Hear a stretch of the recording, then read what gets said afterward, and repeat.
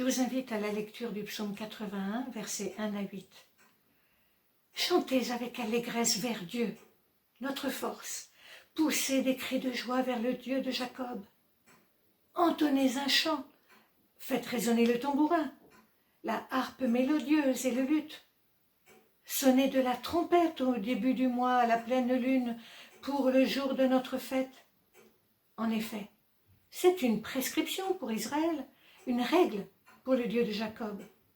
Il en a fait une instruction pour Joseph quand il s'est attaqué à l'Égypte. J'entends un langage qu'émet l'inconnu. J'ai déchargé son épaule du fardeau et ses mains ont lâché la corbeille. Tu as crié dans la détresse et je t'ai délivré. Je t'ai répondu au cœur de l'orage. Amen. J'ai déchargé son épaule du fardeau et ses mains ont lâché la corbeille. Tu as crié dans la détresse et je t'ai délivré. Je t'ai répondu au cœur de l'orage. Ces quelques versets du début du psaume 81 semblent se référer à la fois au peuple hébreu dans son ensemble et à Joseph, avant-dernier fils de Jacob. Prenons Joseph tout d'abord.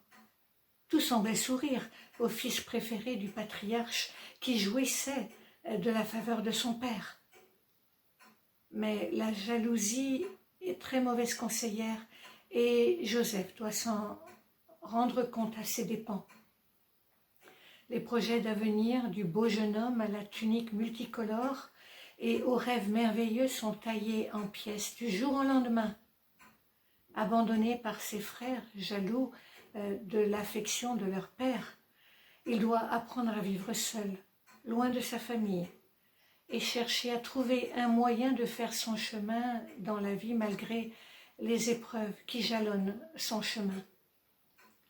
Après un épisode de son existence où il lui semblait que tout allait s'arranger et qu'il allait enfin pouvoir se faire une place au soleil, il est jeté en prison comme un vulgaire malfaiteur. Victime des pires calomnies qui sont venues salir sa réputation et faire de lui un paria, il n'a plus d'avenir à vue humaine. Seul, il est seul dans un pays étranger, l'Égypte, sans personne sur qui s'appuyer, et il a bien peu de chances de s'en sortir vivant.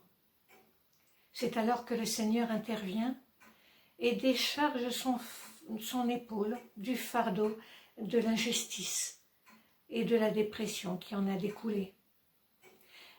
Joseph peut alors lâcher prise et laisser le Seigneur agir dans sa vie et commencer à le guérir des blessures du passé et lui ouvrir un avenir. C'est aussi l'image du peuple hébreu captif en Égypte que l'on peut retrouver ici. Sommé d'accomplir de durs travaux forcés, écrasé spirituellement et moralement sous le joug païen d'un gouvernement étranger, il a l'impression d'être accablé par des maux qui sont au-dessus de ses forces. Alors ce psaume nous rappelle que le Seigneur ne les a pas abandonnés et qu'il les a sortis de cet état d'écrasement spirituel et physique, leur permettant de retrouver leur dignité d'être créés à l'image de Dieu. Je vous invite à prendre ces versets pour vous aussi. En ces temps difficiles où nous devons faire face à des limitations de nos rassemblements familiaux et amicaux, sociaux, de nos déplacements aussi, à l'abandon de certains de nos projets de longue date pour certains, n'oublions pas que le Seigneur est là, à nos côtés. Regardons à lui qui veut nous fortifier et nous aider à avancer sur le chemin escarpé d'une vie moderne compliquée et incertaine.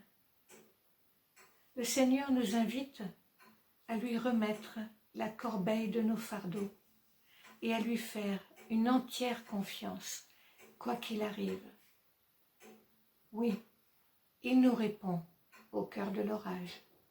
Amen.